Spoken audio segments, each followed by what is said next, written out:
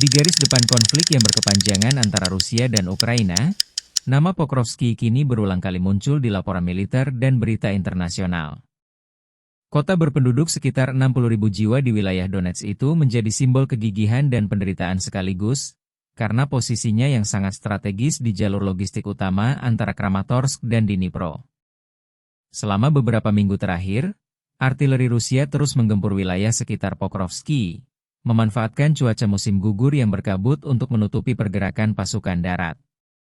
Serangan ini tidak hanya menargetkan posisi militer, tetapi juga infrastruktur vital seperti jalur kereta, gudang amunisi, dan jalur suplai bahan bakar.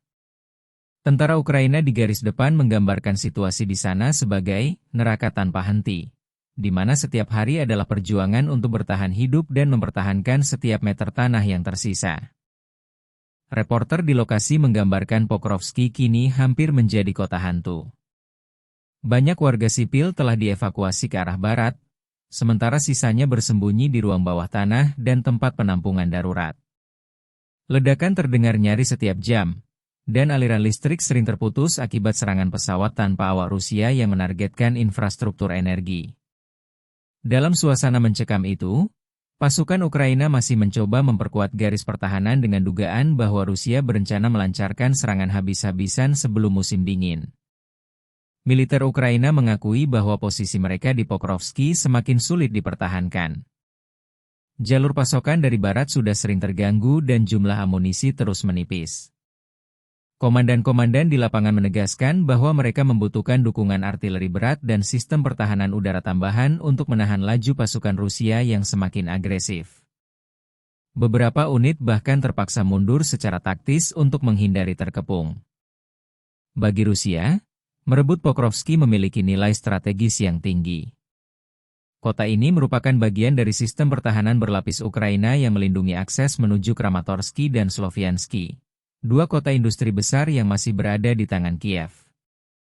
Jika Pokrovski jatuh, jalan menuju jantung Donetsk Utara akan terbuka lebar, memberikan keuntungan besar bagi Rusia dalam menegaskan klaim atas seluruh wilayah Donbas. Namun, pertempuran ini bukan hanya soal perebutan wilayah, melainkan juga soal semangat. Bagi Ukraina, mempertahankan Pokrovski berarti mempertahankan simbol perlawanan terhadap invasi yang hampir memasuki tahun keempat. Banyak prajurit di garis depan yang bukan tentara profesional, melainkan warga sipil yang memilih bertahan dan berjuang bersama satuan militer.